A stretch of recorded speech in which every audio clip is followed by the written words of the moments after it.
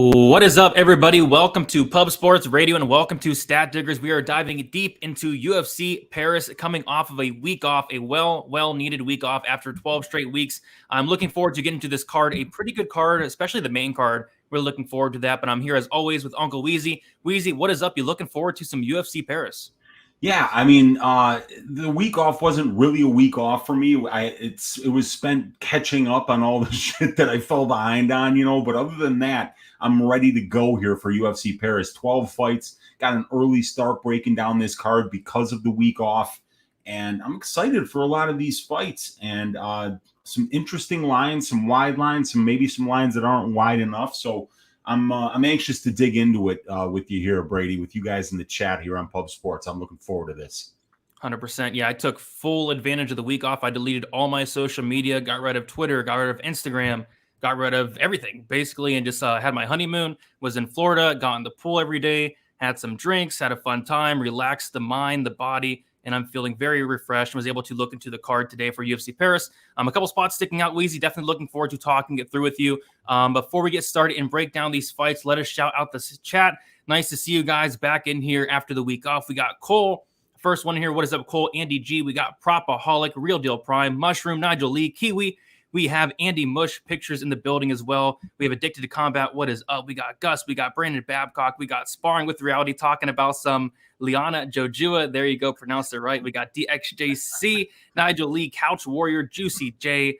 We have got Buffo on the beat. We got Bob in the chat. We have the Dab Father in here. We got Anthony. We have Local Man Shakes Fist. What is up, guys? DJ Jenks, I see you as well. I say we get right into it, Weezy. So, before we get started, though, if you guys can please leave a like on the video, subscribe here to Pub Sports Radio. We are getting very, very close to 20,000 subscribers on Pub Sports. I've not checked the count in a while, but probably getting really close. If you guys have not subscribed already, if you guys do enjoy the content throughout the week, be sure to hit the sub button, and I say we get into it. All right, we are going to start with the first fight of the night, and I believe, Weezy, you said there's 6 fighters making their debuts, and we're starting with 2 of them here with the first fight on the card. We have William Gomez going against Jarno Aarons. We got Gomez, who is 25 years old, going against Jarno, who is 27 years old, 5'11".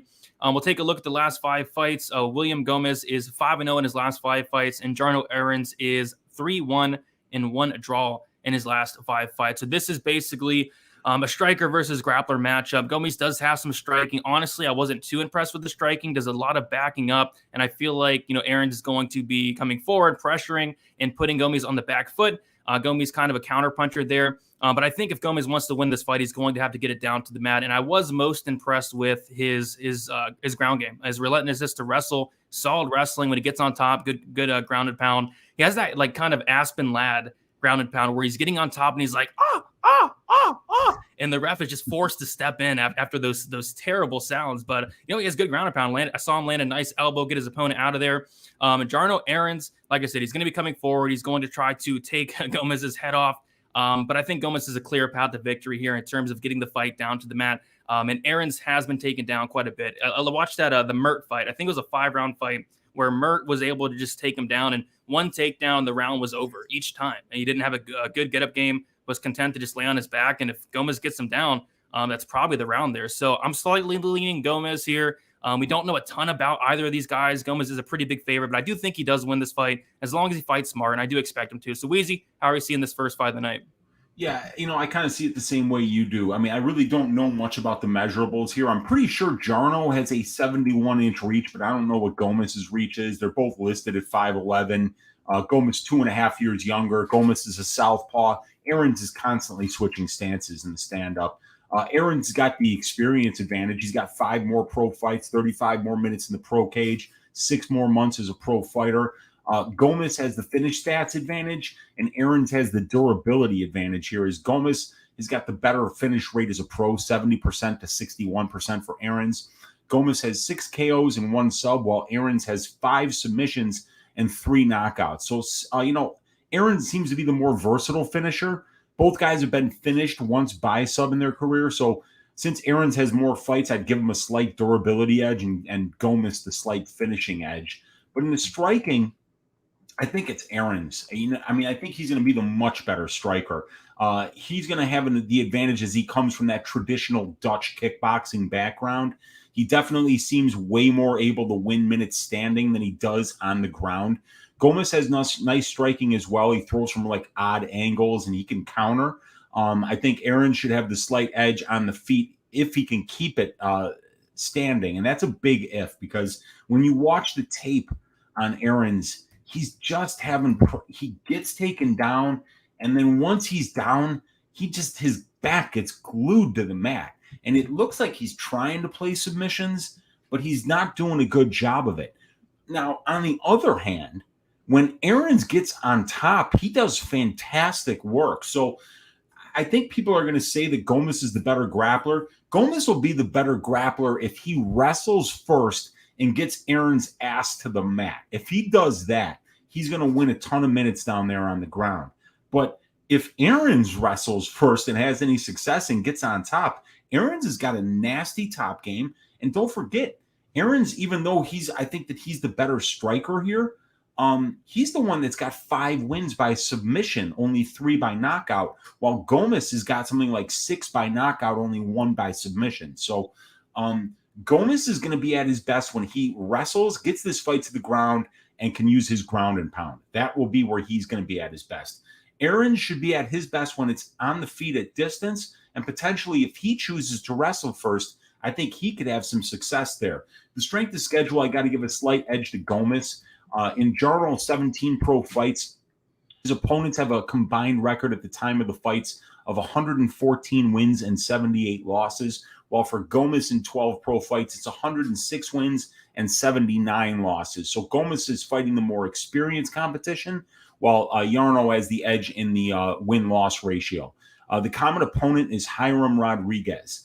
Jarno fought him twice, and he won both by decision, and Gomez shaved this guy's ass via knockout in the second. Now, that being said, the time I saw Yarno fight Hiram, I thought Hiram won that fight. So I'd say the MMA math favors Gomez, and I think he's fought in the better organizations, but it's close.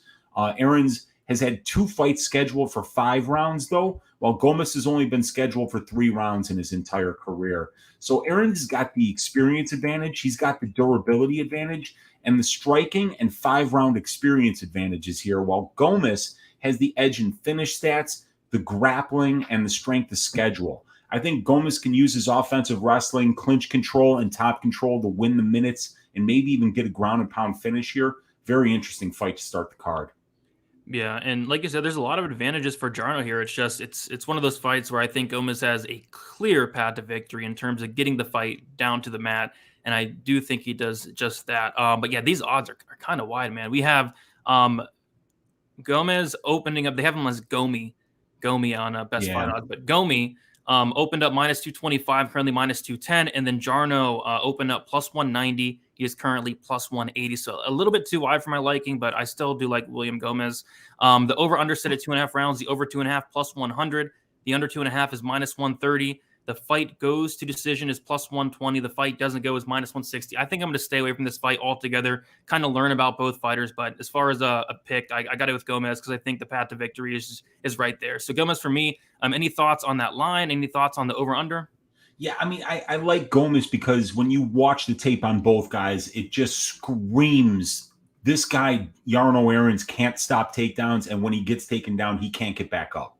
And Gomez, I think, is at his best when he's on top, landing ground and pound. So I think that's why the line is where it is. But I think if you match up these guys skill for skill as mixed martial artists, it's a very close fight.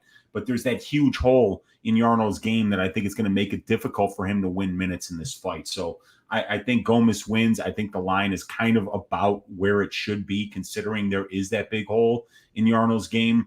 And I was leaning the over here, but I'm worried that Gomez maybe gets a finish with the ground and pound because Jarno's so easy to take down and work there. So, yeah, I'm probably going to be staying away from this one as well, but I like Gomez to probably win by decision. Sounds good. I'm right there with you. All right, moving on to the next fight. We have Stephanie Egger coming in here on short notice going against Eileen Perez. We have Egger, who is 34 years old, 5'6", with a 68-inch reach. We got Perez, who is 27 years old, 5'5", not sure on the reach there. But yeah, like I said, Egger is coming in here on short notice. Perez was supposed to fight Zara Farn, which would have been a very interesting matchup here. But we have Perez, who is going to be 7 years younger but it's going to be Egger who is going to have both a height and I'm guessing a reach advantage here.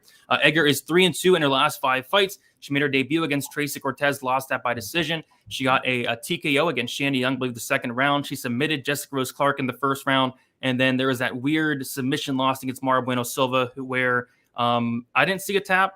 Pretty much nobody saw a tap besides the one judge was like 110% solid tap. So, I mean, we don't know, but, she did lose that fight by submission. Ailin Perez is 4-1 in her last 5 fights. And this is a fight, Weezy, where, it's hard to gauge where Perez is at because you watch her fights and she looks very good. On the feet, she throws with power. She's aggressive. She has good wrestling. She gets on top, has very good ground and pound. The problem is, Weezy, I mean, I'm going to pull up her opponents right here, and she has fought some of the worst competition I just ever seen in my life. Here are the opponents of Ailin Perez: a gym teacher, a librarian, a dentist, a lawyer, and a realtor. You take a look at her record. She is 7-1, and her wins include a win over an 0-2 fighter, an 0-1 fighter, an 0-0 fighter, an 0-0 fighter. She did knock out a 5-5 fighter. She lost to a 4-1 fighter with an illegal knee in a fight she was winning. Then she goes on to beat an 0-1-2 fighter, and then she beats a 8-4 fighter in her last time out. So the problem I have is Perez does look very good. It's just she has not fought anybody, and Stephanie Egger is going to be her toughest test by a mile. Stephanie Egger has fought really good competition. She's fought Jessica Rose Clark. She's fought Tracy Cortez. She's fought Mara Bueno Silva. And Egger is a huge, huge favorite in this matchup. So, Uncle Weezy, how do you feel about this one? I feel like it's a pretty interesting one here. Yeah, it is an interesting one. Stephanie's taking it on short notice. Ailin was supposed to fight Zara Farron, and I think that would have been a massacre. That would have been a fun fight to watch. But, I was under the impression that Ailin had been fighting at 145, but I'm wrong about that. She's been fighting most of her career actually at 135, but the fight against Farron was supposed to take place at 145. So since Egger's taken it on short notice, about a week's notice here, I'm sure Egger doesn't want to cut to 135 either. So this fight will be at 145. So when it comes to the measurables, I don't really know who's got the measurables advantage here. But, I mean, if we're talking about size in the lower half of the body, it's Perez all day, my friend. She is a thick woman, and that lower half looks like she spent some time on that squat rack, working those maybe some deadlifts too, definitely a thick woman, while Egger is more long and lean, the judoka. And the experience advantage is going to Egger. While both fighters have the same amount of pro cage time, it's Egger who has 2 more pro fights, 3 more years as a pro fighter, 4 more fights at the UFC level, and almost 30 more minutes in the UFC cage as Perez is making her debut. In the finish stats and durability, I'm calling it even. Egger has the better finish rate as a pro, 86% to 71%. And Egger has 3 knockouts and 3 subs, while Perez has 4 knockouts and a sub. So I'd say Egger is the more versatile finisher. Perez has never been finished, while Egger is coming off a first-round armbar loss against Mara Bueno Silva a few weeks ago. In the striking, I'll give the advantage to Perez in the striking. In the tape I've seen, both fighters, I'd say Perez is the better striker. She's mean. She throws with power, and she doesn't really get tired. Egger is a judoka, so her striking experience is limited, and she prefers to strike with her ground and pound, which is excellent, but her stand-up leaves a lot to be desired. In the grappling, it's Egger. I mean, she's got the high-level judo background. She's finished both of her UFC wins via submission. Perez has great wrestling, top control, and ground and pound. And we saw Egger struggle with that against a 125er in Tracy Cortez. So if Perez wrestling and top control does translate at this level, she's going to have success winning minutes in this fight in the grappling exchanges. That being said, this is a show-me spot for Perez. She's bigger. She has better wrestling. But obviously, Egger has the better judo, and her clinch game is something Perez is going to need to avoid if she doesn't want to wind up on the bottom here. And she does not want to wind up on the bottom against Stephanie Egger. The strength of schedule goes to Egger as well. Steph's got 4 UFC fights, so she's obviously fought the much better competition, as Perez has been stomping Brazilian cashiers and soccer moms. And I don't even think that one girl was a dentist. I think she's a dental student, and the lawyer might just be more of a clerk. Like, these are low-level opponents that Perez has had. So I don't know what to say about this fight. I do have a bet on Ailin Perez here at plus 275 for 1 unit because I think the line is just a little bit crazy. I'm giving Egger the experience edge, the grappling edge, the strength, the schedule advantages, while Perez is younger, the more natural 145-pounder, and is the better and more powerful striker who's not taking the fight on short notice up a weight class like Egger is. I think Egger has the chance to win this fight if she stays in the clinch and gets on top of Perez. But if this stays at range, or if Egger gets taken down a couple of times and Perez can avoid the submission attempts, I could absolutely see Perez getting the upset here. So I think Perez's money line at plus 275 is a great play just because it's women's MMA. And, we've got a woman taking a fight up a weight class on short notice here, and her striking is not very good. And she's going to be fighting the bigger woman here in Ailin Perez. So yeah, I like the money line side here on Ailin. I think it's going to be an interesting fight. I'm leaning Egger. I think she wins this fight more times than she loses it, but at plus 275, you don't have to think Perez is going to win this fight 8 out of 10 times. You just have to think that she's going to have places where she can win minutes and maybe win a lot of minutes. And I see that door being open for her if she gets takedowns or if she keeps this fight standing at distance. Yeah, and you never know. Like we were talking about off air, like you were talking about, this reminds you of like Josiane Nunes, where Josiane Nunes was fighting like the worst competition imaginable, and we're all like, kind of questionable about her, and then she comes in, she looks good. Josiane Nunes, although it might be Joseph Benavidez, still looking very good. And that could be the case here with Perez, right? Like she could be really good. It's just hard to tell because she's fought the lowest of the low competition. So this is one where I'm personally staying away from it. We have Egger, who is one of the biggest favorites on the card. I think she is officially the second biggest favorite behind Ciryl Gane. So Stephanie Egger opened up as a minus 145 favorite, Weezy, which is interesting. And she got bet down to minus 330 instantly. And Perez opened up plus 125, currently plus 255. So the odds makers opened this one a pretty close one. But yeah, Stephanie Egger pretty much a huge favorite here. Perez plus 275 on DraftKings is the best price out there. I was kind of looking at the fight doesn't go or like the under, but they're literally all over it. The fight doesn't go is minus 190. I was also looking at Stephanie Egger inside the distance. I think Egger on top is very good, very dangerous with her submission game and her ground and pound. But once again, they're all over that as well. Stephanie Egger inside the distance is only minus 110. So this is an unbettable fight for me. I'm not touching it, but I wish you luck on your bet, Weezy. I can tell you one thing. I will not be laying minus 330 on Stephanie Egger.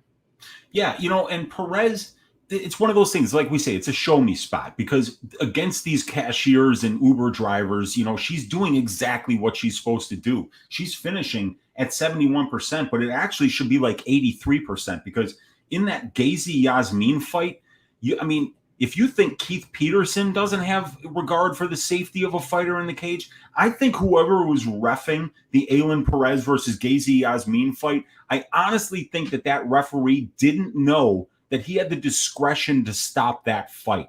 That was a murder. That was an absolute one-way ass shaving for the full 15 minutes, and it never got stopped, but it should have been stopped about 10 times. So, yeah, I think the fight doesn't go to decision is not a bad look. But like you said, the bookies are all over it. This is going to be a really fun fight. I think that whoever wins it has got a good chance of winning inside the distance here. And I think that both fighters have places where they're going to be a lot better than their opponents. So I think it's going to the potential for violence here is going to be good. Yep, I think so as well. All right, we'll move on to the next fight. We have Khalid Taha going against Christian Quinones. We have Taha, who's 30 years old, 5'5" with a 69-inch reach. Quinones, 26 years old, 5'7" with a 70-inch reach. Quinones, 4 years younger. Quinones with a 2-inch height advantage. Quinones with a 1-inch reach advantage. Training out of Entram Gym, the same gym that Brandon Moreno was training at. He's now at Glory MMA. And he's also brothers with Jose Quinones, who was in the UFC, I believe has been cut. But Taha, he has 1-3 and 1 no contest in his last 5 fights. A decision loss to Nad Narimani, a knockout win against Boston Salmon, a no contest against Bruno Silva in a fight where he dropped Bruno Silva twice. It says once, but it was twice. And then he finished Bruno Silva in the 3rd round with a submission. Very, very impressive win. It did get turned to a no contest because I believe he did pop for PEDs, but still, impressive nonetheless, even though he did pop. A loss to Raoni Barcelos, and then a loss to Sergey Morozov. Christian Quinones is 4-1 in his last 5 fights, had a decision win on the Contender Series. Pretty competitive fight, was able to get the decision there. But Taha, you take a look at his run in the UFC. He's fought some very, very tough competition. Bruno Silva, tough fight. Hani Barcelos, very tough fight. Sergey Morozov, very tough fight. And he kind of struggles with getting taken down at times. It's kind of been his downfall. Nadir Armani took him down like 6 times. Barcelos took him down twice. Morozov took him down a ton as well. And I don't know if Christian Quinones is going to do that. I think Christian Quinones does have some wrestling, but when he is going for takedowns, he's super sloppy. There was one fight where he just got reversed like 6 times, ended up getting submitted. If this fight does play out on the feet, I think it's going to be very close and competitive. You have Quinones, who's going to be the longer fighter, is probably going to be throwing more volume here. But you have Taha, who hits like an absolute truck for the division. So this is a very close fight for me, Weezy. Kind of struggling as far as picking a winner on this one. So I'm curious to hear your thoughts on it. What are you thinking here on this one, Weezy? Well, let's break down the numbers, see if we can find anything here. I mean, Quinones has got these measurables advantages here. He's 4 years younger. He's 2 inches taller. He's got a 1-inch reach advantage. Both guys are orthodox fighters, but Quinones is taking this fight on less than 2 weeks' notice and flying all the way from the happiest place on earth, Tijuana, Baja California, Mexico, all the way to Paris to take this fight. So that's something we got to keep in mind here. The experience advantage goes to Taha in the UFC. Christian's the slightly more experienced fighter overall, actually, with 2 more pro fights and over 50 more minutes in the pro cage in comparison to Taha. But it's Khalid, who has been a pro for over 3 more months and who has 4 more fights at the UFC level and over 40 more minutes in the UFC cage. The advantage for finish stats and durability definitely goes to Taha here, as Khalid has the better finish rate overall, 84% for Taha, 71% for Quinones. And Khalid has finished his only UFC win inside the distance, while Christian won by decision. Khalid also had a finish overturned due to PEDs against Bruno Silva. The durability advantage also goes to Taha, as Khalid has proven he has no quit in him, especially in the Barcelos fight. You'd have to kill this guy to get him out of there, while Quinones has been finished in all 3 of his pro losses. So we got a striking advantage. I think it's going to Taha, right? I do think it's possible Quinones could win minutes in the striking exchanges. He's bigger, he's longer, he's got decent boxing. However, when you stand with Taha, you risk Khalid landing a big bomb. Taha is basically 2-0 in the fights where he's landed a knockdown. He got a knockdown against Bruno Silva. He got a knockdown against Boston Salmon. In the other 3 fights, he did not get a knockdown. So in the fights where Khalid didn't land a knockdown, he spent 45% of his cage time in those bouts being controlled by his opponents. The stand-up should be close, but Taha should definitely be the moment winner in the stand-up. And the grappling, I have to give the advantage to Quinones here. It's clear that the way to beat Taha is to take him down and to grind him out. Barcelos beat Taha everywhere, but Barcelos is fantastic everywhere, right? But Morozov and Narimani beat him with wrestling and top control. And that avenue still remains open for Quinones, who in his regional scene footage does wrestle quite a bit. So if he doesn't like how it's going on the feet, and I think he won't, because I think even if he's winning minutes there on the feet, the way that Taha swings is just very unnerving. You don't want to stand in front of this dude. He just really has bad intentions. So I think he could try to wrestle here to win minutes and make Taha work to get back to his feet. I think that's the smartest way to do it. But once again, you got to keep in mind this kid's taking the fight on short notice and flying halfway across the world here to take this fight. So it's going to be difficult for him to push the kind of game plan that he's going to need to push in order to take Taha out of where he's most comfortable and to fight the kind of game plan where he's going to be able to win minutes here. The strength of schedule advantage goes to Taha. Khalid has 5 UFC level fights, so obviously he's fought, beaten, and lost to the better win-loss ratio and more experienced opponents. So Khalid has the UFC experience advantage, the finish stats advantage, the durability advantage, the power and the striking advantage, and the strength of schedule advantages here, while Quinones has the measurables, the slight overall experience advantage, and the grappling advantages if you think that he can win minutes with the wrestling and top control. This is a close fight, but Quinones is taking the fight on short notice, flying across the pond, fighting a more experienced guy with a ton of power, and Quinones has been finished a lot, so I lean Taha here. Yep, I think so as well. And I'm actually kind of thinking maybe Taha inside the distance, which right now is plus 270, I think is very interesting. But we'll take a look at the line, and Taha did open up as a minus 150 favorite, currently minus 133. Quinones opened up plus 130. It's currently plus 113. Yeah, I think it's a close fight. You have Taha with the power. You have Quinones, who I think can, maybe throw more and land more. But, like you said, the moment winner is going to be Taha. Quinones has been knocked out twice. I don't like that at all. Taha hits very, very hard. And on top of that, Quinones, I think he can go for takedowns here, but he's not a Sergey Morozov. He's not a Nad Narimani. Very sloppy with the grappling. Yeah, I think I do lean Taha as well. And then maybe Taha inside the distance at plus 270. I think he could potentially finish Quinones, who has been finishing all his losses. That's a really good look, dude. I think that's a really good way to look at this fight because, like, Quinones, for instance, he's 4-0 in decisions in his career. And Khalid Taha is 2-3 in decisions in his career. So it's kind of clear that which one of these guys has more of a minute-winning friendly style. So maybe a finish-only prop for Taha, maybe a decision-only prop for Quinones, maybe Quinones by decision, maybe Taha inside the distance, but at almost plus 300, dude, I think that Taha inside the distance props is probably the best way to look at this one. I think that's a great call, dude. Yeah, that's solid. I was gonna say like maybe the fight doesn't go, but like I don't see Quinones finishing Taha. I'd be fairly surprised, especially on short notice as well. I'd be fairly surprised if we finish Taha there. So yeah, Taha inside the distance plus 270 is kind of where I'd be looking at. Slight lean to Taha, but yeah, should be a very fun fight. All right. Speaking of fun fights, Weezy, this is probably my favorite fight on the entire prelims. Very good fight. Benoît Saint-Denis going against Gabriel Miranda. We have Saint-Denis, who is 26 years old, 5'11" with a 73-inch reach. Miranda is 32 years old, 5'11" with a 72-inch reach.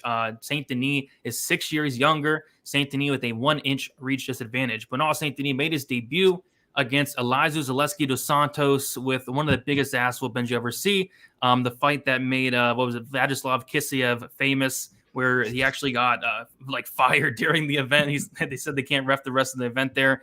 A fight that should have been stopped a million times, but it wasn't. But Saint-Denis, he showed a ton of toughness, was able to battle through it, and even had some success like late in the fight as well. So shout out to Saint-Denis, one of the toughest guys in the UFC. His next fight against Nicholas Stolze, again, shows his toughness, eats a knee in the beginning of the fight, ultimately does get down Stolze in the first round, and then eventually finishes him in the second. I really like what I see from Saint-Denis. Gabriel Miranda is a very, very fun and exciting fight. Like you say, Weezy, this guy fights like he is double parked. He has 16 wins, all 16 of them coming under 1.5 rounds, 14 of those 16 wins coming in the very first round.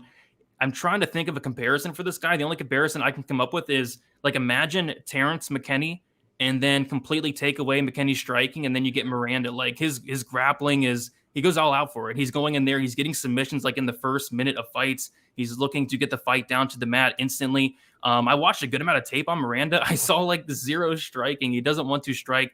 He's content to be taken down. He'll pull guard. He's very, very active off his back. But one thing I did notice with Miranda, and I think it's going to be a detriment to him in general, but in this fight, is once that first round is over, once those first 5 minutes are over, he's visibly tired. He's very, very tired after that first round, and you can see why. Look at the way this guy fights. He's going all out, balls to the wall, trying to get that early finish. If he doesn't get it, odds are he's going to lose the fight. What is he? So he has 5 losses. So in fights that have reached the second round, he is 2 and I think like 2-4 in fights that reach the second round. I know he's been finishing the first round once.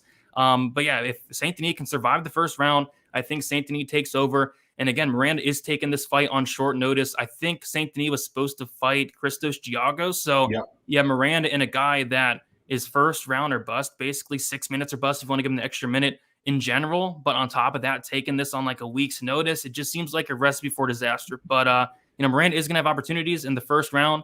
This fight is going to hit the mat in the first round, and maybe Miranda does sub him early. But if not, Saint-Denis should take over. I think Saint-Denis breaks him and finishes him in that second round. Saint-Denis, 100% finish rate, super dangerous, super aggressive, and I don't think Miranda's going to have much left after 5 minutes. I think it's going to be an absolute car crash in those first 5 minutes, and I don't think Miranda survives those next couple minutes there after it hits the second round. So I like Saint-Denis. I like him inside the distance. I like the fight doesn't go. We'll talk about the line in a little bit. They're also all over that. But I do think Saint-Denis does finish this fight, probably second round after weathering the early storm. Weezy, how do you feel about this one? Yeah, this looks like a great violent spot, obviously. And my man Kiwi in the chat said fight ends by sub. And I think that's going to be a great way to try to get a fight doesn't go to decision bet down to something maybe a little bit more bettable here. Because, both of these guys are submission whizzes.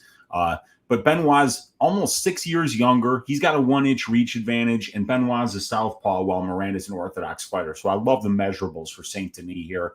The experience advantage goes to Miranda overall, but it goes to Saint-Denis at the UFC level here, as Gabriel has 10 more pro fights, almost 40 more minutes in the pro cage, and almost 6 more years as a pro fighter. However, Saint-Denis has the UFC experience advantage with 2 more fights at the UFC level and over 20 more minutes in the UFC cage, while Miranda is making his debut on short notice. And I don't know if he's flying from Brazil to Paris or if he's training at MMA Masters right now and would have to just fly from Florida, which would make it a lot easier. But either way, it's still a long way to go on short notice.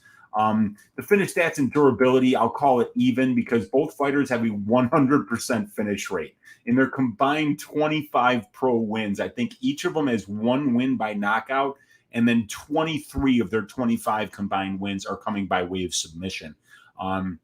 Both fighters are extremely durable, as Miranda's only been finished once in 5 pro losses, and Saint-Denis' toughness and heart are unquestioned after his UFC debut against Dos Santos. The striking, I think it's advantage Saint-Denis because I've never seen Miranda strike. And since the guy's got something like, how many wins is it by submission? 94%. Yeah, 15 of 16 wins by submission for him.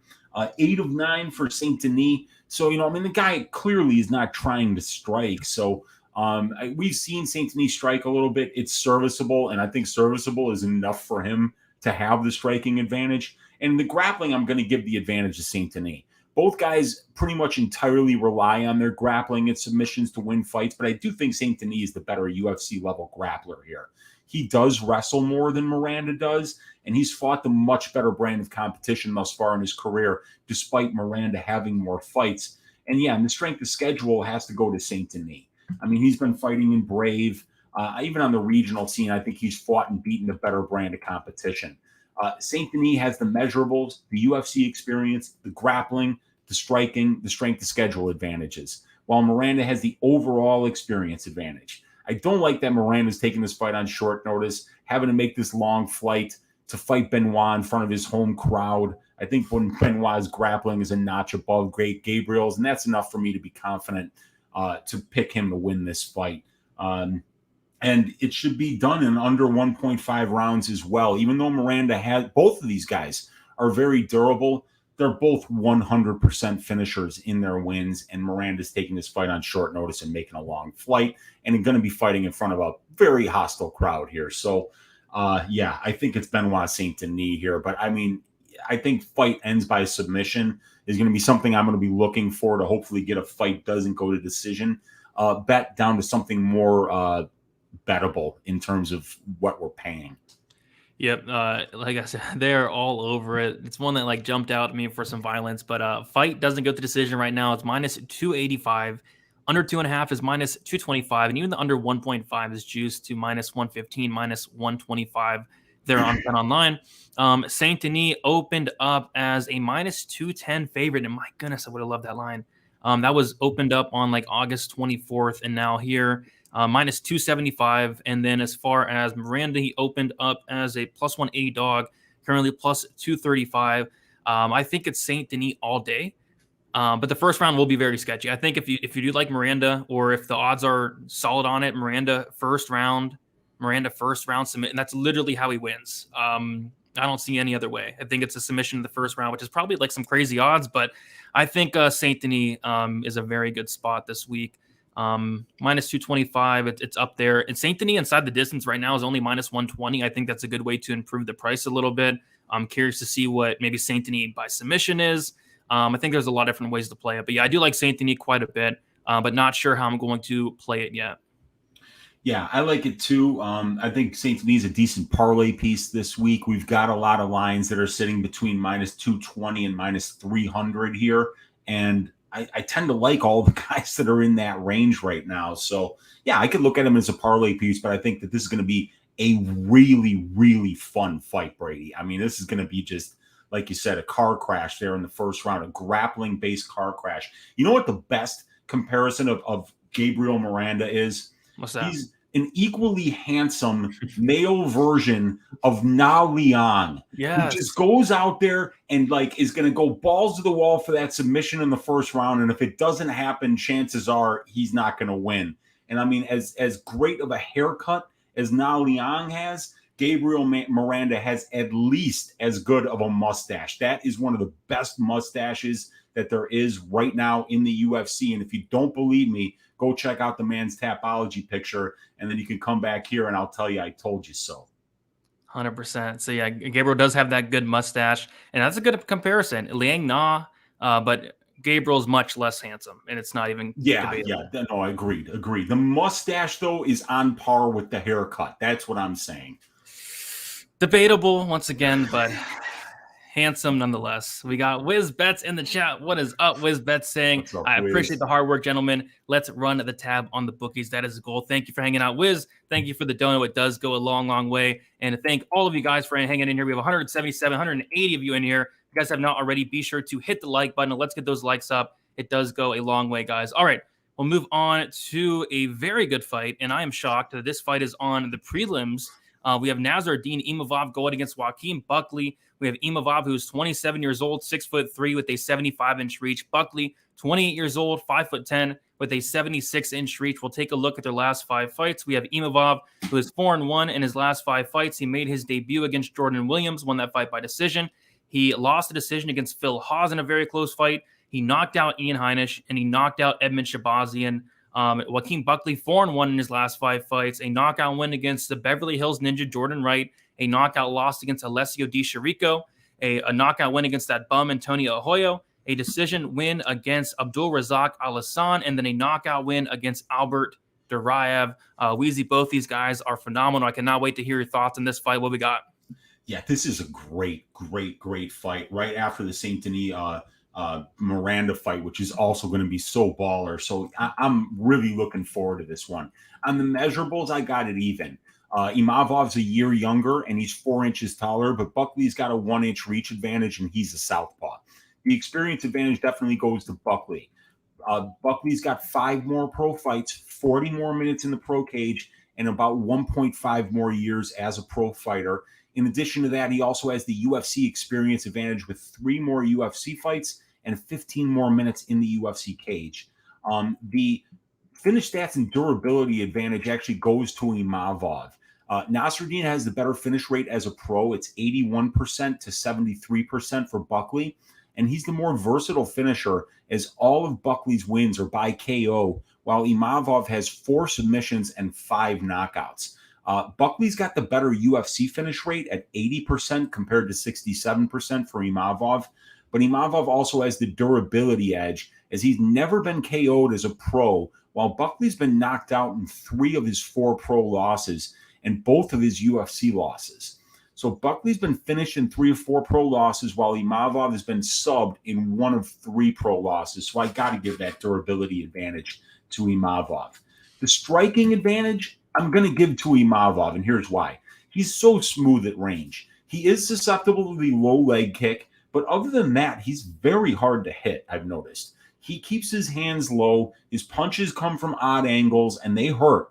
Imavov has the superior significant strike differential. He's got a positive 2.06 differential, while it's positive 0.32 for Buckley. He's got the better striking accuracy at 57% for Imavov to only 35% for Buckley. And Imavov's striking defense is just a tick better than Buckley's as well. The biggest difference, though, is power, at least on paper. Buckley's landed 6 knockdowns in his 7 UFC fights, while Imavov has landed 0. Buckley's 1.44 knockdowns per 15 minutes and over 2.5% knockdowns per total significant strikes landed are very impressive. However, Imavov is very durable, and he's never been knocked down, while Buckley has been knocked down 3 times in 7 UFC fights, and he's absorbing 0.72 knockdowns per 15 minutes. Buckley's very power dependent as he has landed a knockdown in 4 of his 5 UFC wins. Imavov should be the minute winner on the feet, while Buckley will be more likely to win moments. But Imavov is really good power as well. He just hasn't landed any knockdowns yet. The grappling advantage I'm going to give to Imavov. It's going to be close, though. Neither guy wrestles a ton, but Imavov has the edge on control time 4. He's got 21% control time, while Buckley only has 11% control time 4. But Imavov's efficiency has been better than Buckley's thus far. Imavov's opponents are out takedown attempting him at nearly a 2-to-1 level, but Imavov is getting out-controlled at less than a 2-to-1 level. So Buckley's got more takedowns and more takedown attempts than his opponents, but he barely out-controls them. Imavov has out-controlled every opponent thus far except for Hawes, who we know has an excellent wrestling pedigree. Imavov also has fantastic front chokes that he uses to defend takedowns and clinch control attempts that will serve him well here, should Buckley attempt to wrestle. In the strength of schedule, I'm going to call it about even. But Imavov has got the finish stats and durability edge. He's got the striking edge and the grappling edge, while Buckley has the overall and the UFC experience advantages, a 1-inch reach advantage as well. And in terms of the power and moment winning potential, I think he's definitely got the edge there because the dude hits super hard. It's a very interesting fight. I do like Imavov actually quite a bit here. The people who are on Buckley as an underdog at the current line, though, I don't think it's a bad play at all. I mean, you want to talk about a guy who can win moments and brings a ton of power to the table. And this feels like it's going to be a fight that takes place at striking range. I think Imavov is a great bet. I think he covers this line, but I also think that Buckley is as live as it gets when you're getting that big plus 200 number for somebody that brings the kind of power that he does. I see why people are making that bet. Yeah, if you are on Buckley, I think just Buckley by KO would be what I'd look at. But Imavov, like you said, very good chin, never been knocked down, never been knocked out. But I do think this fight primarily plays on the feet. You take a look at Imavov, I like his grappling, but only a 20% takedown accuracy. Buckley has shown some good takedown defense, a good get-up game. I think this does play on the feet. And yeah, I do like Imavov striking. I think he's going to be the minute winner, but Buckley does hit like a truck. Let's take a look at this line. We have Imavov as a big favorite. He opened up minus 180, currently minus 260. Buckley opened up plus 155, currently plus 220. The over-under set at 1.5. Over 1.5 is minus 150. Under 1.5 is plus 120. The fight goes to decision plus 165. The fight doesn't go minus 205. And then Imavov inside the distance 105. Buckley inside the distance plus 350. I think that's how he wins. Imavov by decision plus 260. I honestly don't really mind that over 1.5 rounds. Shout out to Glenn in the chat. He always brings up the over 1.5s here, and if I can find it, he was talking about, he said 7 of the last 10 fights have went over 1.5 rounds. So I was kind of looking at that 1.5 as well. Is it terrifying? Yeah, it is. But I do think this one gets kind of extended. Weezy, any thoughts on the money line? Any thoughts? Any props you're looking at? Well, it's funny that Glenbot should mention the over 1.5. I have it at minus 145. I don't know where it is right now, but my prop template has that as a trifecta bet. Ooh. When you compare the divisional decision rate or the divisional over 1.5 rate to the implied probability of the line, it's a 4.05% edge. When you compare the fighters' combined over 1.5 rates to the implied probability of the line, it's a 13.5% edge. And when you compare the fighter over 1.5 rates to the divisional over 1.5 rates, they're going over 1.5, 9.5% higher rate than the division does. So that at minus 145 is one of the bets that the analytics think is most mispriced this week in terms of you getting a lot of value in comparison to the benchmarks and the fighter stats. Well, there you go. I like it. Yeah, it was minus 145, but it has moved to minus 150 there. So yeah, okay. Still don't mind that there. Yeah. So yeah, I mean, I'm gonna pick Imavov to win this. I'm actually gonna say he wins it like decision. But I'm looking at that over 1.5 though. Yeah, that's not a bad look at minus 150 at all. Both of, like I say, Imavov very durable, and he's a guy who is a sniper. He's trying to pick people apart, and it tends to happen as the fight goes on. Even in the Hawes fight, when he had Hawes on skates, it was in the second and the third rounds. So yeah, that's a good look to me too. Sounds good to me. All right, we'll keep moving on. We have Fares Ziam going against Michael Figlak. We have Ziam, who is 25 years old, 6'1", with a 75-inch reach. Figlak is 26 years old, 5'10", not sure in the reach there. But Ziam is 3-2 in his last 5 fights. Made his debut against Don Madge. Lost that fight. He won against Jamie Mullarkey by decision in a fight I honestly thought he lost. Won by decision against Luigi Vandermini in a fight I thought was a draw. And then he loses to Terrence McKinney by submission there. Michael Figlak is making his debut here out of the Cage Warriors. And yeah, it's kind of a tough fight because I think Ziam is a very talented fighter. He has a kickboxing background. I think technique-wise, you got to favor Ziam here. It's just Ziam is missing one thing, and I think he's missing that dog, Weezy. One guy has that dog in him, and Michael Figlak, and Ziam just doesn't seem to have it. Ziam is kind of content to just, stick on the outside, win a point-fighting fight. But Figlak is a guy that's going to pressure forward right away. He's going to get in your face. He's going to be the more powerful striker in this matchup. And I think he has those takedowns in his back pocket as well. So although I really do think Ziam is probably the better striker in this matchup, Figlak is going to make this make it a war. He's going to press forward. He's going to pressure Ziam. And we saw when Luigi Vandermini pressured Ziam, Ziam looked really uncomfortable. And that's what Figlak is going to be doing the whole time. So I like Figlak here. I think he can mix in takedowns. We saw Ziam get taken down a little bit by Don Madge. Don Madge was able to control him for the majority of that fight. We saw Jamie Mullarkey take down Ziam and control him in that fight. We saw Terrence McKinney take him down. We saw Vandermini take him down in the third round as well. I think Figlak can mix in the takedowns as well on the feet. It's close, but I do like the volume, the power of Figlak, the pressure. So yeah, I like Figlak here making his debut. Don't know if I'm going to bet him, but I'm curious to your thoughts on this one, Weezy. Yeah, I mean, when you look at all this stuff on paper, Ziam's bigger. He's 1 year younger, 3 inches taller. He probably has a reach advantage, but we don't have a measurement yet for Figlak. And when it comes to the size of these guys, I think Ziam's going to be at least 3 inches taller than him. Figlak's 5'10" measurement might be a little bit generous. What Figlak reminds me of? He kind of reminds me, his body type reminds me of Devin Clark, where he's not going to be a big 155er, but it's all in the legs and the ass. He's like the male version of Alan Perez, where it's just, you could tell this dude's been on the squat rack. You could tell this guy could probably squat a bus. And a lot of that weight is in the lower half of that body of his. And as a result of that, dude throws with serious power. The experience advantage, though, goes to Ziam as well, as he's got 8 more pro fights, 35 more minutes in the pro cage, and he's been a pro for over 3 years longer than Figlak.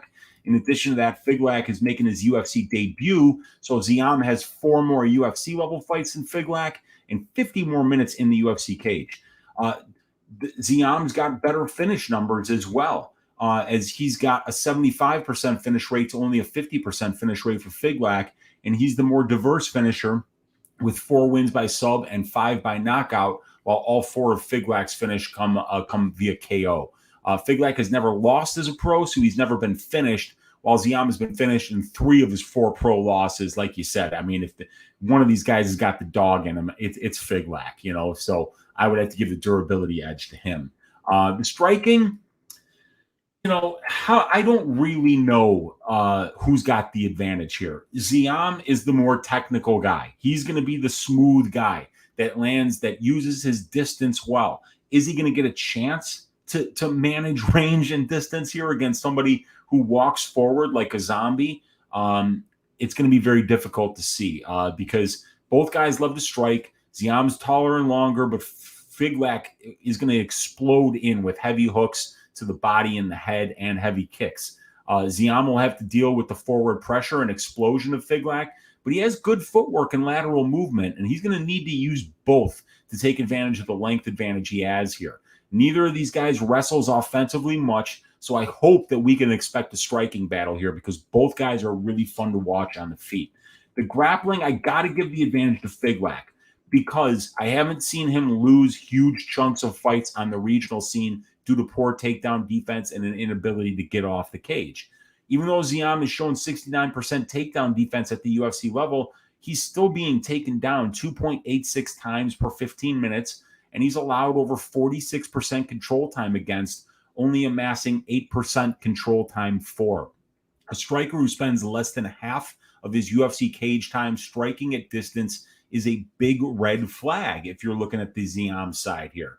I don't know if Figlak's going to take advantage of Ziam's inability to defend offensive grappling attempts, but it's good to know if you're backing Figlak that opportunity will be there for him should he not like how it's going on the feet. Strength of schedule, that's Ziam too, just because he's been at the UFC level longer and fought much better brand of competition than in comparison to Figlak.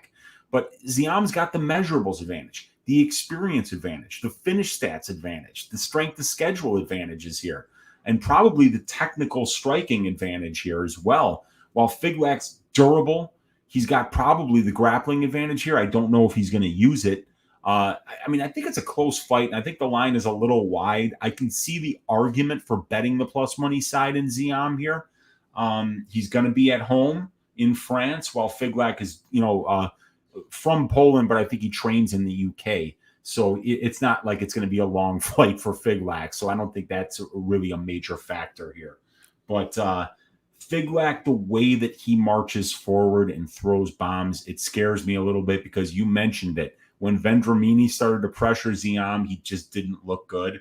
And I think kind of like when you look at this line, when you use your eyes, you see you picture this fight taking place with Figlak walking forward, pressuring and winning minutes, maybe landing big shots like that. But when you look at this fight on paper, you see a lot of reasons why you could take the plus money shot on Ziam. Like he's bigger, he's more experienced, he's the better finisher, he's fought the better brand of competition. Interesting fight here, but I think Figlak's pressure is going to be too much for Fares.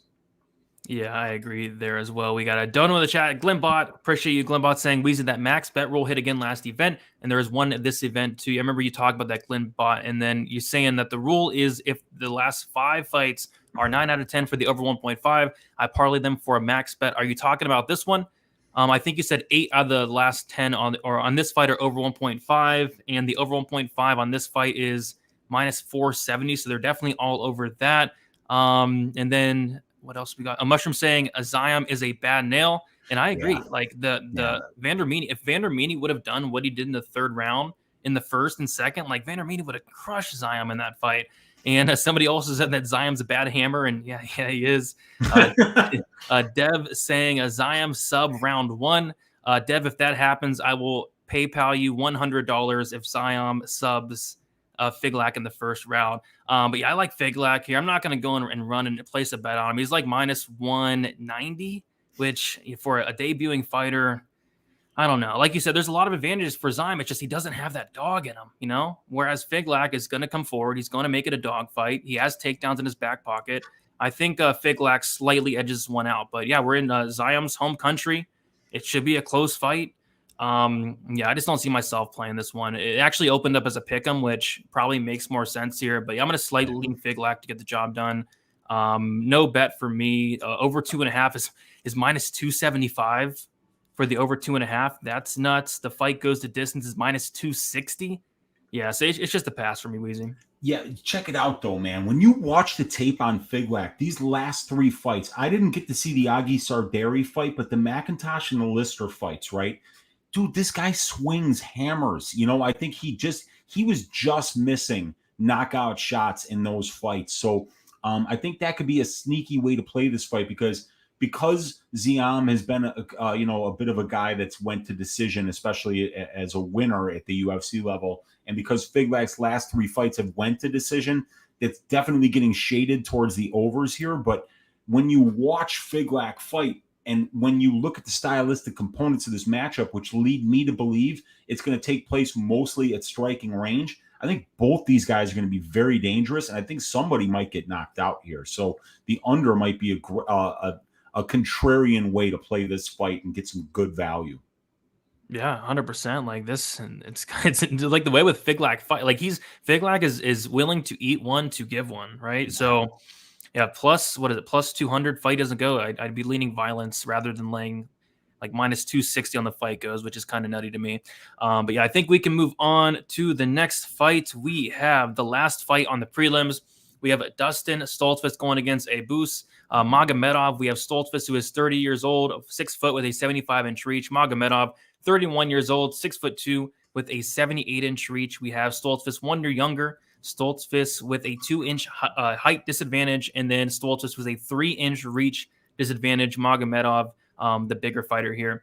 Stoltzfus is 2-3 in his last 5 fights. He did win by he injured Joe Pyfer on the Contender Series, technically a knockout there. Lost a decision to Kyle Dawkins, lost by submission against Rodolfo Vieira, lost by submission against Gerald Meerschaert, and then won a decision against Dwight Grant.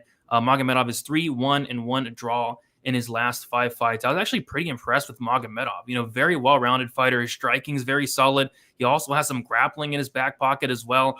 Very good takedowns. Once he gets on top, he's pretty dangerous.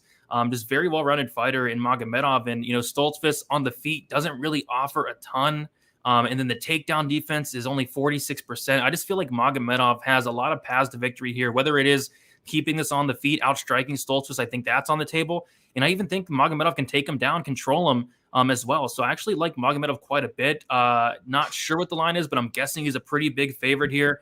But yeah, I think Magomedov has a ton of paths to victory here. So I'm liking him a lot. Weezy, how do you feel about this one? Yeah, I agree with you, dude. The measurables advantage definitely goes to Magomedov. Abu's going to be the bigger and longer dude here, as he's listed at 2 inches taller, and he's got a 3-inch reach advantage. Both fighters switch stances. However, Abu is listed as a switch stance fighter, while Dustin is listed as more of an orthodox guy. Dustin's 1 year younger, but both fighters are in their prime here. Magomedov's got the overall experience advantage here, but obviously Stoltzfus has got the UFC experience advantage. Abu's got 11 more fights, almost 5 more years as a pro fighter, while Dustin has almost 15 more minutes in the pro cage. Dustin is the UFC experience edge, as Abu's making his UFC debut in Paris. He has 5 more UFC fights and almost 60 more minutes in the UFC cage thus far. Magomedov also has the finished stats advantage here, while Stoltzfus has the durability advantage.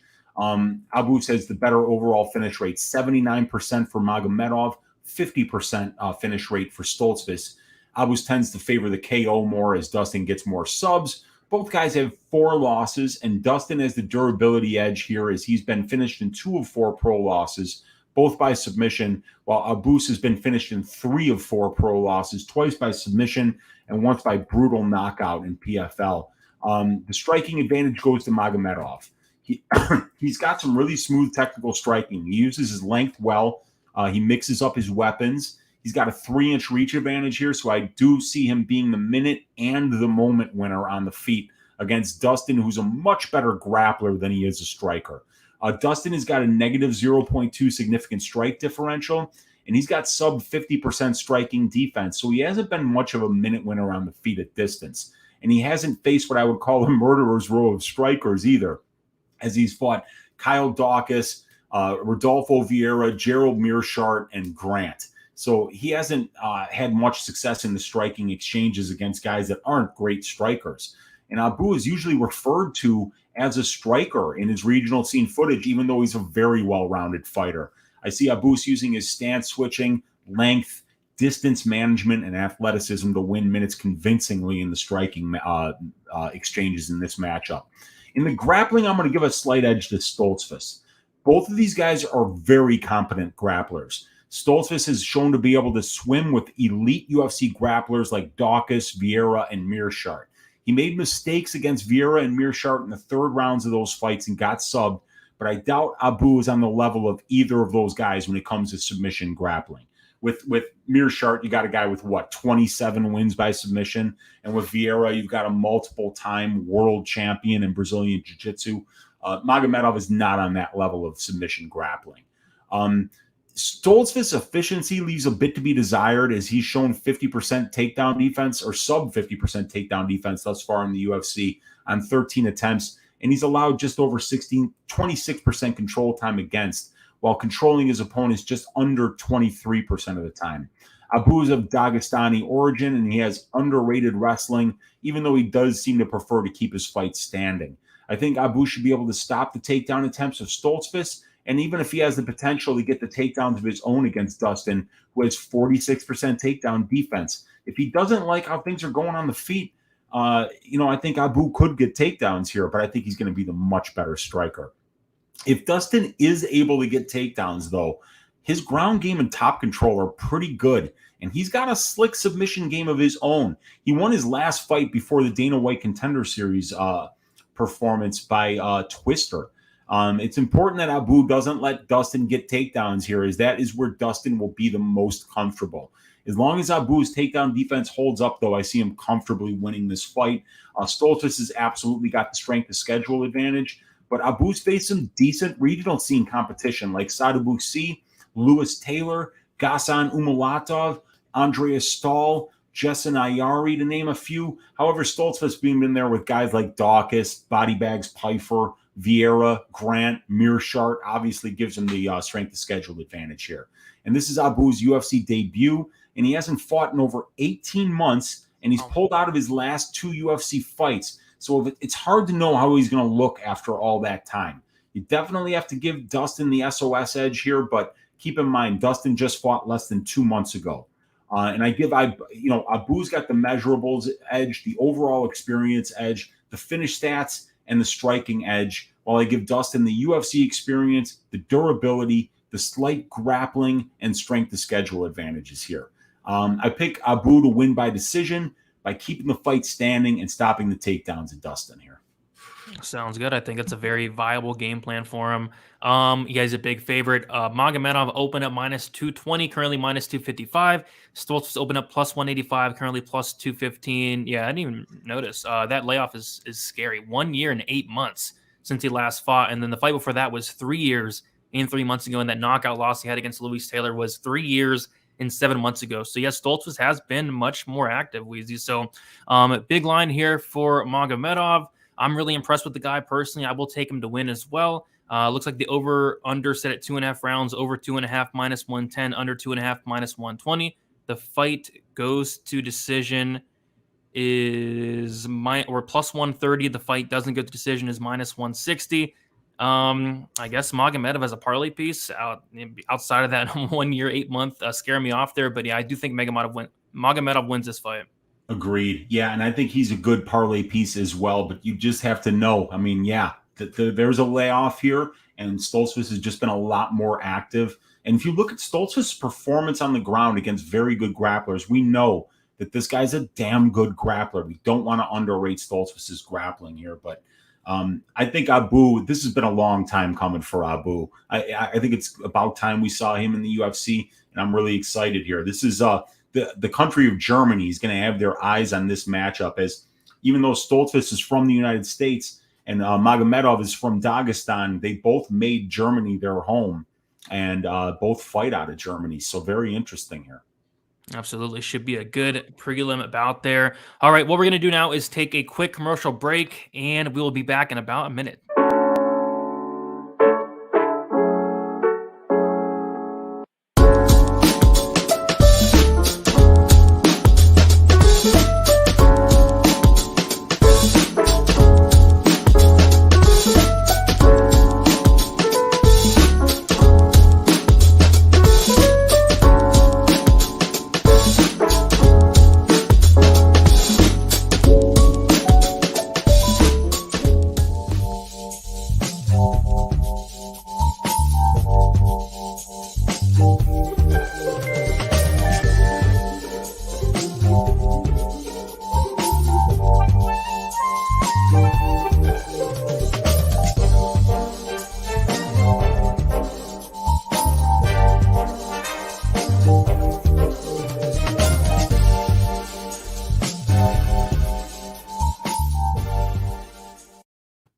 And we are back. We have 187 of you hanging out with us on a Sunday. If you guys have not already, be sure to hit the like button. Let's get those likes up. We're about to talk about the main card, and we're going to kick it off with.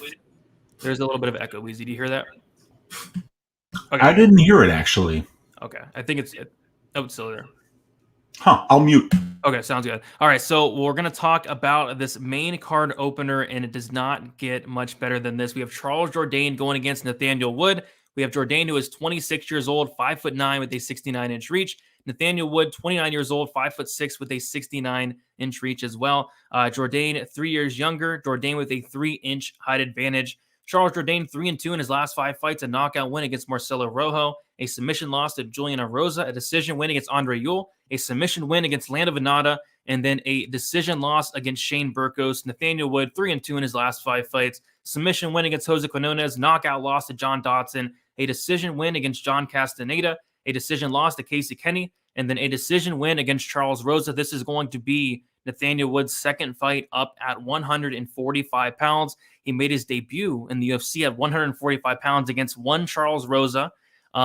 Pretty easy matchup to come back to, honestly. He looked phenomenal in that fight. Couldn't have went much better for him there. But this is a much, much, much tougher matchup here against Charles Jourdain. I think both these guys are super well-rounded. Nathaniel Wood, very, very good striking. He showed it off in his last fight. Very good grappling as well. Same thing with Jourdain. Jourdain's striking has been looking, even better as of late. Like, it looked very good against Shane Burgos in a fight that he lost. He was able to outland Burgos by a ton in that fight. He landed 60, 70 strikes in that third round alone, almost knocking out Burgos multiple times. Put up a very good performance in that fight, in a fight where I kind of thought Jourdain won, or at the very least, maybe a draw in that fight. Like, I thought that third round very well could have been a 10-8 for just the amount of damage Jourdain was able to get off in that third round. But yeah, this is a fight where, Jourdain's the bigger fighter. Jourdain is not Charles Rosa. I think it's going to be a very tough test here for Nathaniel Wood. Jourdain's striking's been looking amazing. And I think the big difference between these two is not only the size, but the durability. One of these guys is very durable in Charles Jourdain, whereas Nathaniel Wood, I kind of question his durability. Nathaniel Wood's been finished, I believe, in 4 of 5 losses, 2 by knockout, 2 by submission. I don't like that because Jourdain's, well-rounded. Jourdain is a black belt in BJJ. Jourdain obviously has a ton of power. And I know for a fact that Nathaniel Wood is not eating those same shots that Shane Burgos did in the third round. I don't know what Shane Burgos is made out of, but Jourdain was landing some huge shots, and I'm just not convinced Nathaniel Wood takes those shots. So although I think this fight is going to be very competitive, I kind of think Jourdain finishes Nathaniel Wood here, whether it is maybe a submission, a club and sub, or even just a knockout. I feel like Jourdain finishes Nathaniel Wood in this fight. So I do like Jourdain in this fight. I do like him inside the distance. Can't wait to hear your thoughts on this one, Weezy. Yeah, I was looking at the finish only prop for this one, and the bookies are all over it. The measurables advantage is Jourdain here, as he's 3 years younger, 3 inches taller. He's a switch stance fighter while Wood fights orthodox. They have the same reach. However, Jourdain is the natural 145er, while Wood is a career 135er who's moving up to 145.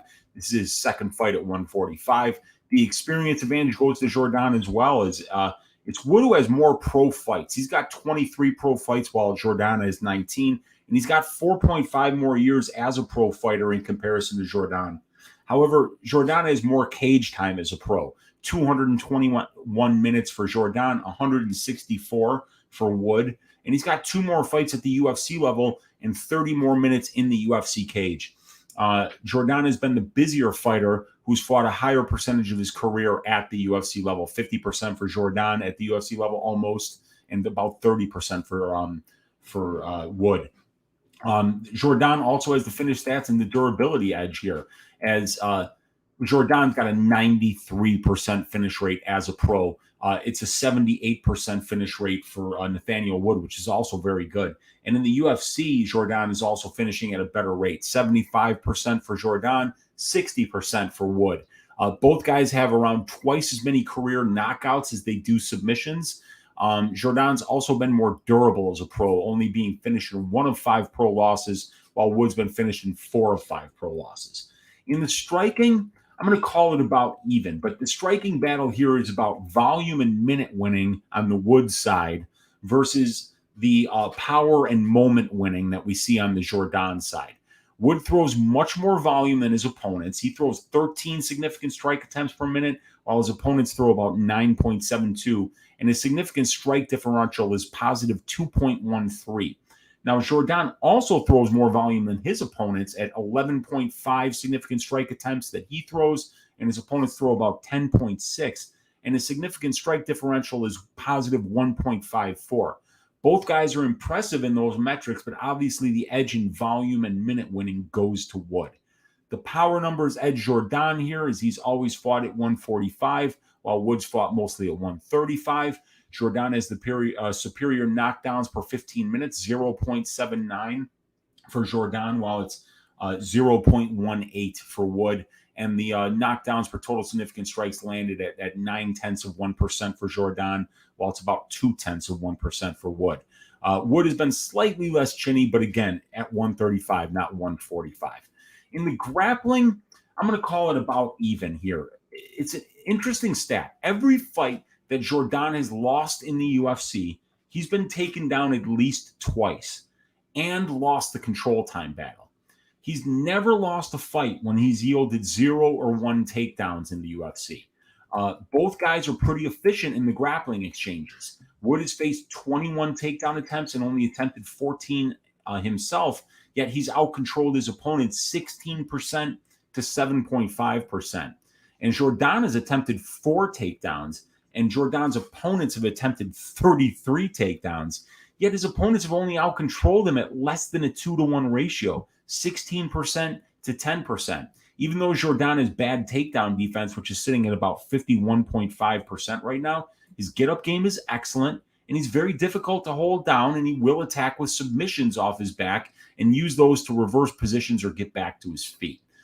Both fighters spend less than 27% of their UFC careers in control time positions for or against, so I do expect this to be mostly a stand-up affair here. The strength of schedule, I'm going to give a slight edge to Wood, very small edge overall in his wins and his ratios and total fights in both areas are superior to Jourdain, as he's got a 1.17 ratio overall to 1.13 for Jourdain, and 9 total fights to 7.56 overall for Wood here. So he's got slight advantages in those win categories and in the overall categories for the strength of schedule, but we need to factor in that Wood fought most of the time at 135. So Jourdain has got the measurables advantage, the experience advantage, the finish stats and durability and power advantages, while Wood has got the superior minute-winning tools in the stand-up exchanges and a slight strength of schedule advantage here. This is a great fight. I would confidently pick Jourdain to win if he hadn't just fought a few weeks ago and didn't have to make the long trip to Paris while Wood is just across the channel in the UK. I still like Jourdain to win here, but I'm going to be hesitant to lay minus 140 on him. Yeah, and like I said, I think the minute winning is going to be very close. And I kind of thought maybe Nathaniel Wood might be able to take down Jourdain. Jourdain, pretty terrible takedown defense, but Jourdain's get-up game is very good, able to pop right back up. And Nathaniel Wood, a 135 or undersized, is he really going to take down and hold down Charles Jourdain? I just don't really think so. So I think this fight does primarily play out on the feet, and if it does, you have the power of Jourdain, you have the volume of Nathaniel Wood. I think it's going to be very close and competitive. I just feel like at some point, Jourdain does land a shot. And like you said, I think the scorecards equals no action is a good look. Looks like on Bet Online, it's minus 210. I'm curious to see what DraftKings and FanDuel put it out at. Because I think if there is a finish in this fight, it does come from the Jourdain side. We have Jourdain as a minus 140 favorite, opened up actually minus 200. Nathaniel Wood opened up plus 170, currently plus 120. So the odds are closing a little bit, and I get it. And then as far as the fight goes, it's minus 110. The fight doesn't go as minus 120. So yeah, I'm leaning Jourdain inside the distance. I would like a better price on it though. Only plus 150 on Bet Online. Looks like plus 185 on 5 Dimes. But yeah, give me Jourdain to finish Nathaniel Wood. I think he knocks him out. Weezy, any thoughts on the money line? Any thoughts on any props you like, over unders, anything? Yeah, I mean, I feel like the Jourdain scorecards equals no action is a very safe bet at minus 210. Jourdain has finished 93% of his wins, and that's 13 wins, so 12 of them, inside the distance. And Nathaniel Wood's been finished in 4 of his 5 pro losses. So, I think that's probably the safest way to bet this fight. Even though you're laying a lot of juice at minus 210, it's hard to see Nathaniel Wood finishing Jourdain in this fight, so that would be the way that I would play it. I think I might even bet that for the hell of it, just because I don't see Jourdain getting finished here. I see Wood, if he wins this fight, winning it with his minute winning and his volume, but other than that, it's hard for me to picture Jourdain getting finished. Yeah, I'm right there with you. All right, let's keep moving on. Looks like we have, I think, 4 fights left. We have Nasrat Haqparast going against John Makdessi. We have Makdessi, 37 years old, 5'8" with a 68-inch reach. Haqparast, 27 years old, 5'10" with a 72-inch reach. Haqparast, a massive tail to tape advantage here, 10 years younger, 2-inch height advantage, and a 4-inch reach advantage as well. Makdessi's 4-1 in his last 5 fights. He had that really good win against Ignacio Bahamondes in his last fight. He was a pretty big dog in that fight. Went out there and put up a really good performance in Makdessi. Haqparast is 2-3 in his last 5 fights, kind of struggling as of late. Lost by a knockout against Drew Dober. He's a big favorite in that fight. He did beat Alex Munoz, beat Rafa Garcia, and then he lost to Dan Hooker, and then he lost to Bobby Green. So, pretty good opponents there, but, still 2-3 in his last 5 fights. I think this one is going to be a fun one, Weezy. What do you feel about this one? Yeah, this is a striker battle here. We can just take a look at a couple of stats here. Look at the grappling stats. Makdessi, 0 takedowns in 18 UFC fights. Nasrat Haqparast, 1 takedown in 9 UFC fights. So in 27 combined UFC fights, these guys have got a total of 1 takedown between the both of them. And Makdessi gets less than 2% control time for, and Nasrat Haqparast gets less than 5% control time for. So we could pretty much expect this fight to take place on the feet. Makdessi landing 5.57 significant strikes per minute, only absorbing 4.12, but Makdessi getting out-volumed by his opponents. Haqparast also lands more, 5.17 landed, 4.7 absorbed, but Haqparast's opponents out-volume him as well. A little better power numbers for Haqparast, and a little bit better not being chinny numbers for Haqparast. The grappling stats, I don't really think play in that well here. That if you look at the strength of schedule here, almost identical ratios, slightly more experienced opponents for Makdessi. The wins are close, the losses are close. But like you said, Haqparast, the much bigger man, the much younger man.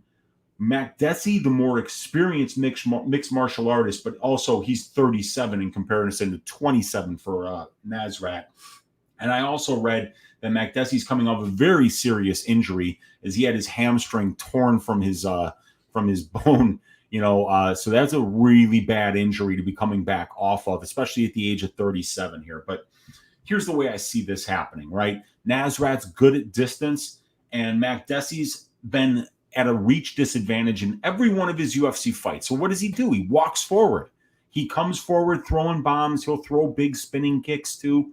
He's got good technique on his striking, and he's going to walk forward in order to try to nullify the reach advantage of his opponent here. I think it's going to be a very interesting fight, man. What's the line on Haqparast right now? Haqparast, I believe, is a pretty big favorite.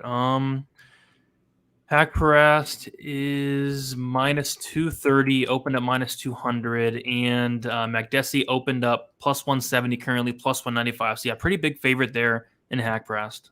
And I'll tell you something. I just laid minus 200 on Ignacio Bahamondes versus Makdessi and was not happy about how that one turned out for me.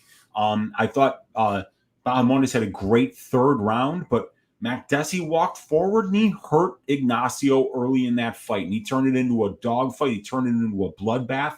He was at a huge reach disadvantage there. And he was at a huge technical striking disadvantage there against Bahamondes, but he fought his fight. He fought the fight he needed to fight to make his opponent uncomfortable. And that was where we saw that experience advantage of Makdessi shine through and be able to get him to get that win. Can he pull this off against the 10 years younger Haqparast here? Well, he just pulled it off against the guy who was like 15 years younger than him. We're going to have to see how healthy he is, though, man, because you're coming back off a torn hamstring at the age of 37, and it's not like you're way better than Haqparast anywhere in this fight. It's probably just a stay away from me, but maybe if this line just keeps moving, maybe I might take a small dog shot on Makdessi, but I don't think so. Yeah, I think I'm going to be staying away from this one. The over under 2.5 rounds, the over 2.5 is minus 215 now, open up minus 205. Under 2.5 is plus 175. The fight goes decision, minus 180. The fight doesn't go is plus 150. I don't mind that fight goes or that over. Glenn Bott in the chat saying 9 of their last 10 have went over the 2.5 round mark. So I kind of agree there with that over 2.5.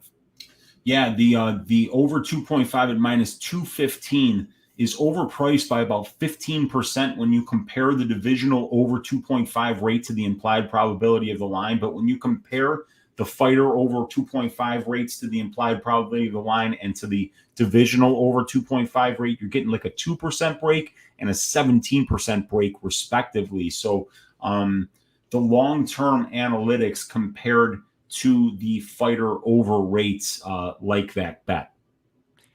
Yep, I think like that, if anything, would be what I'd look at, but not running to the window on anything in this fight. But I think we can move on to the next fight here. We have 3 left. We have Alessio Di Chirico going against Roman Kopylov.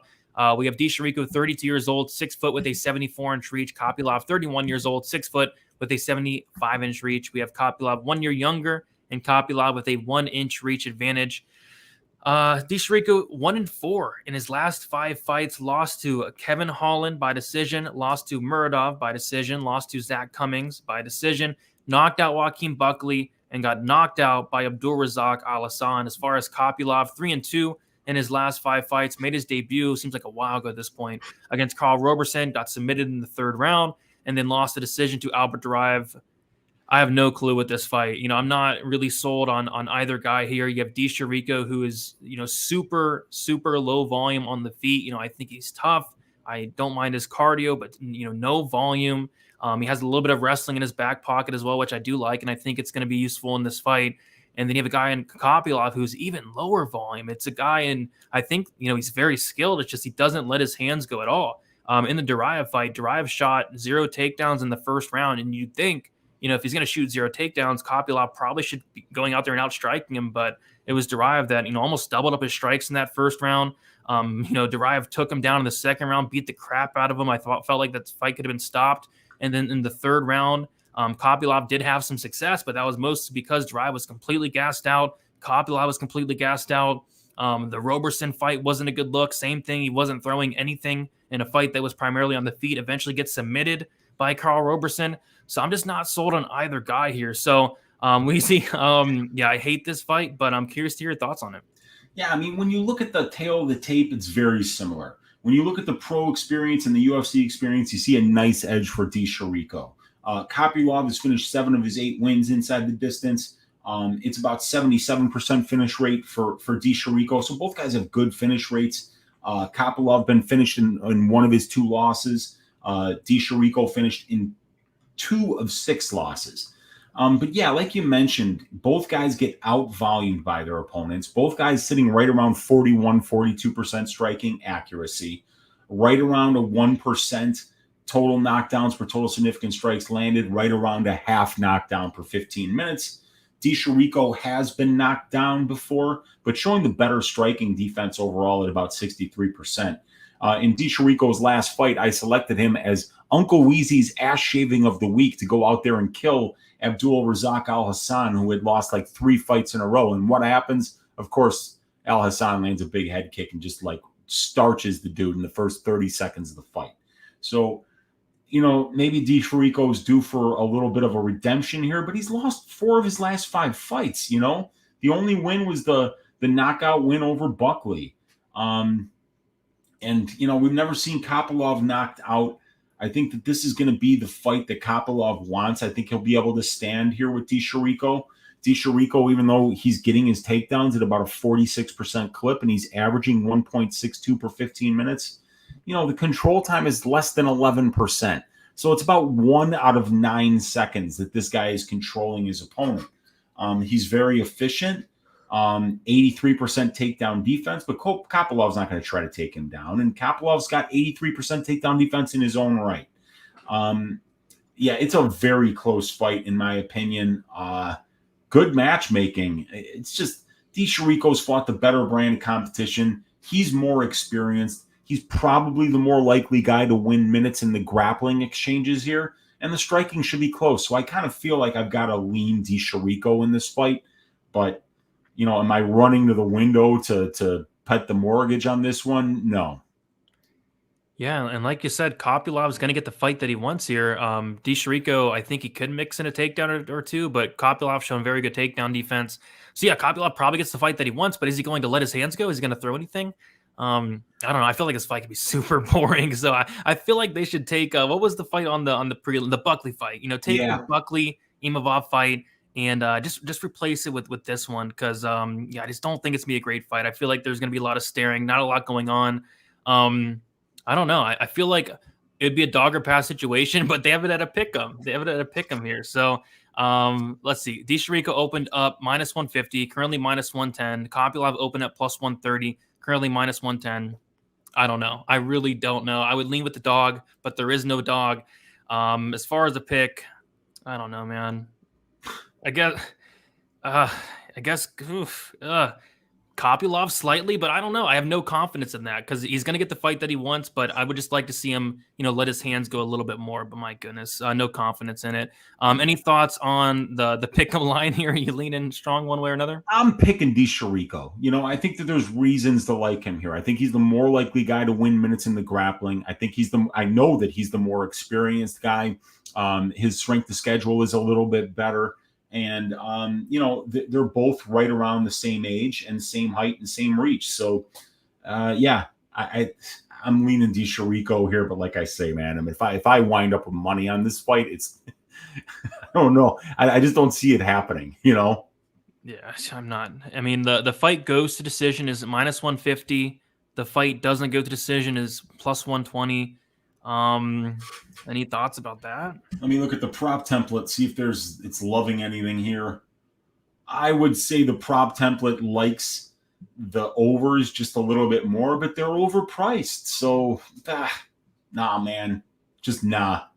I agree. Nah Liang. I love it. Yeah, and dude, you're right too. Imavov Buckley should be the fight that's on the main card because Imavov's a Frenchman, right? I mean, he's a Russian Frenchman, but here you've got an Italian against a Russian. Neither one of them are hometown fighters. At least with Imavov, you've got a hometown fighter against a guy who's had, a highlight reel knockout of the year in Buckley. So I maybe they will switch this one to the main card.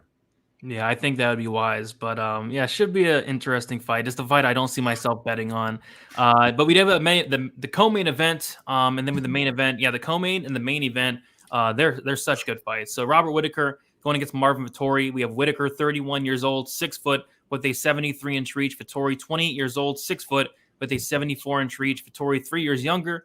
Vettori with a 1-inch reach advantage. Whittaker, 3-2 in his last 5 fights, a knockout loss against Israel Adesanya, decision win against Till, decision win against Cannonier, decision win against Gastelum, and a decision loss against Israel Adesanya. Pretty close fight in that fight. I was with a couple buddies at the bar, and they both were completely sold that Whittaker won. I was like, not so fast, but they were like pissed whenever Adesanya got the decision win. But it was a super close fight regardless, which was very impressive.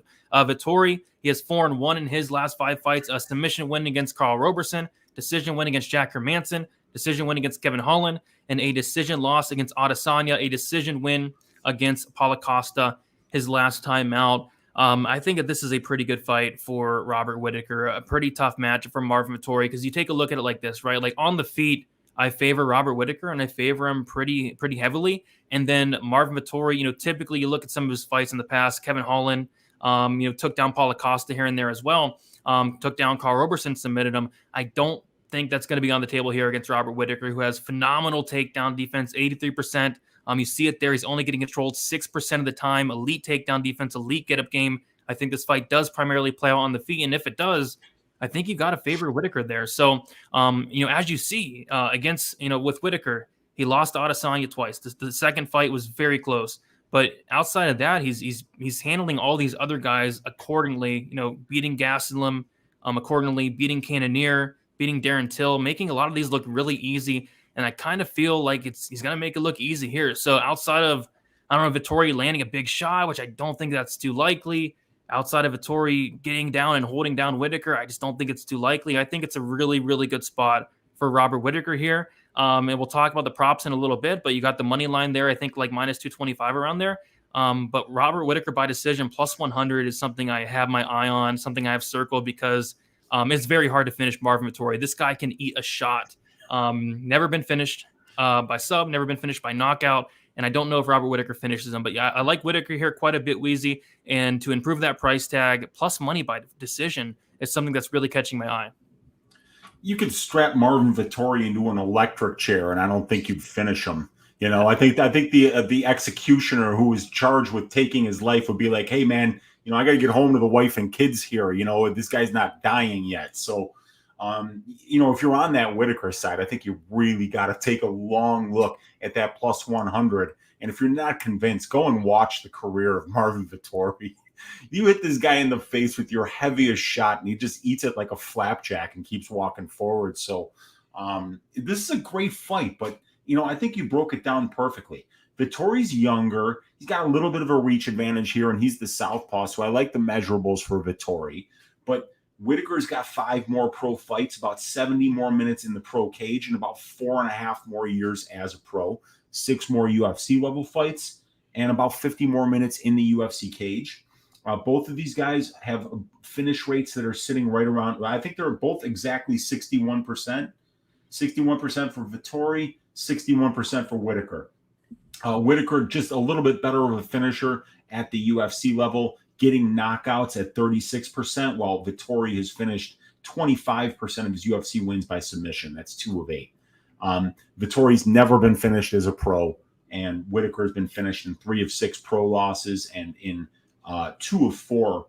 3 of 6 and then 2 of 4 pro UFC losses. Both of these guys have got good striking metrics, but Whittaker throws just a little more volume than Vettori.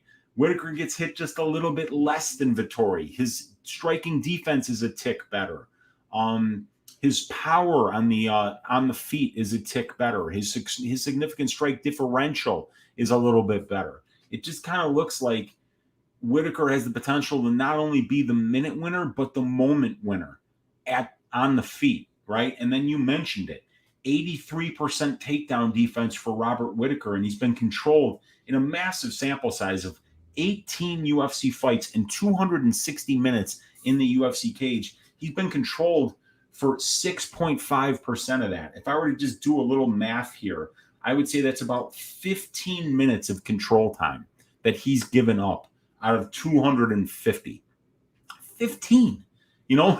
That's not much on 68 takedown attempts and 11 successful takedowns to only give up 15 minutes of control time, and that includes cage control time. So the ground control time might even be less than 2% for what we know. So if you're waiting for Marvin Vettori to win a bunch of minutes on the ground on this fight, you might be waiting for a while. And look, outside of that Holland fight, a guy with very bad takedown defense and a bad get-up game, it's not like Vettori's going out there and out-controlling his opponents at this massive rate. So, and then when we look at the strength of schedule, we see both guys are fighting experienced competition, but the overall metric favors Vettori.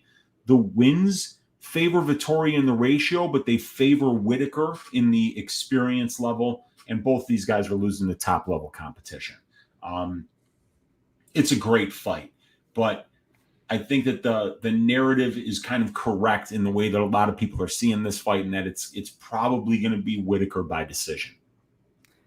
Yep, I think so as well. And yeah, like I said, on FanDuel Sportsbook, they do have the decision prop sitting at plus 100. And then on the money line, they have them at minus 245, which it just doesn't make much sense. Like, does Whittaker finish Vettori without a baseball bat or a steel chair? It's going to be very difficult. And unless we get to one of these WWF referees in there, with like the striped shirt, who gets knocked out halfway into the fight and then is unable to actually see the one fighter pull the foreign object out of their trunks.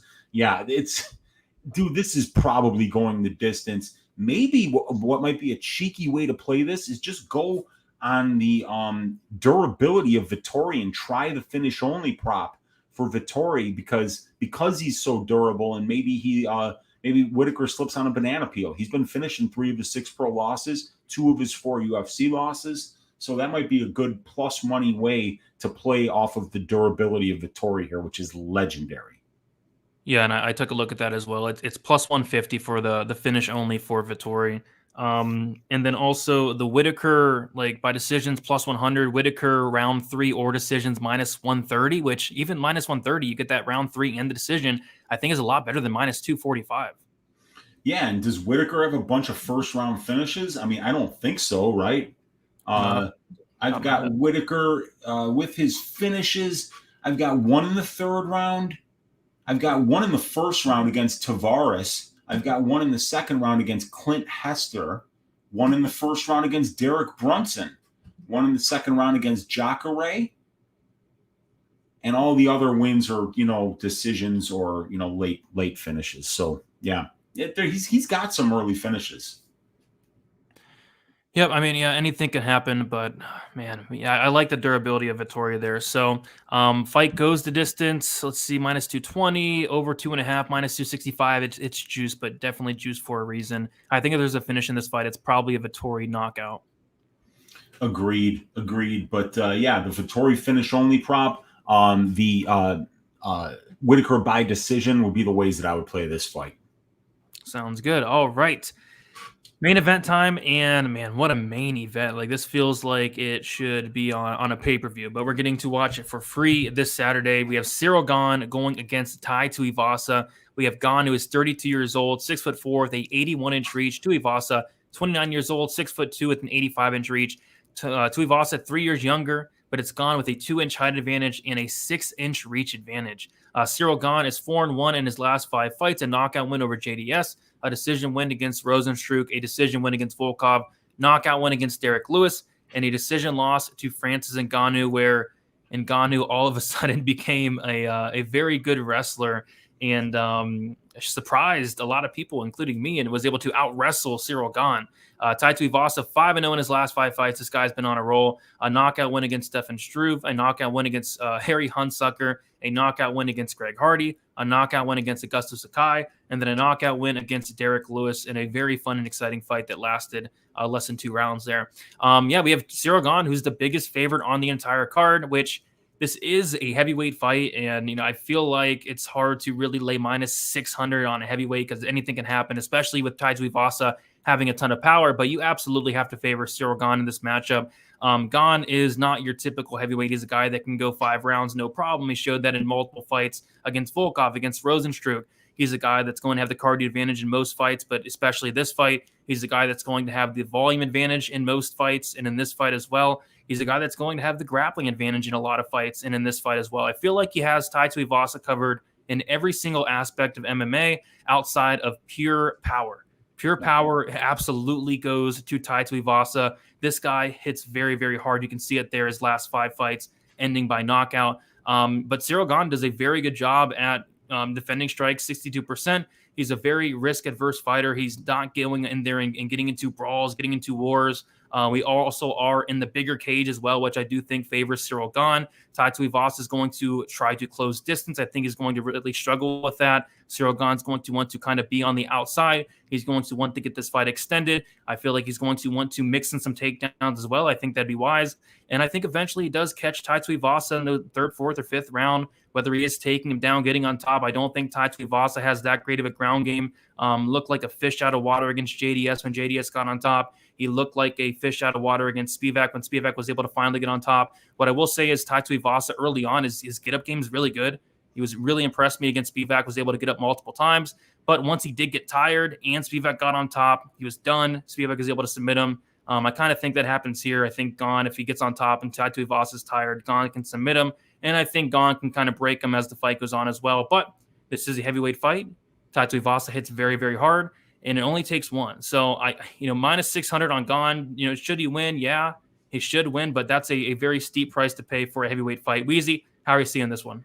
Yeah, it's a great main event. Tuivasa 3 years younger, but Gane's the bigger dude. He's 2 inches taller, got a 6-inch reach advantage. But Tuivasa's a southpaw and Gane's orthodox. We love southpaw versus orthodox matchups at heavyweight. It's something that where both their guys' power weapons are going to be open. Tuivasa more experience. He's got 6 more fights, but it's actually Gane who's fought a lot more minutes because the average fight time as a pro is 13.36 minutes for Gane, while it's only 5.47 for Tuivasa. So Tuivasa is obviously the better finisher here. He's got 3 more fights at the UFC level, 6 more fights as a pro, but obviously Gane with the minute advantage in both places. Tuivasa finished 13 of 14 wins by knockout, 1 by decision. And he's been finished in 2 of his 3 pro losses, once by submission, once by knockout. Gane has never been finished, and he's finishing 2 wins by submission, 2 wins by knockout at the UFC level, and he's got a 70% finish rate as a pro. Gane, minute winner in the striking. Tuivasa, moment winner in the striking. It's a very clear minute winner versus moment winner.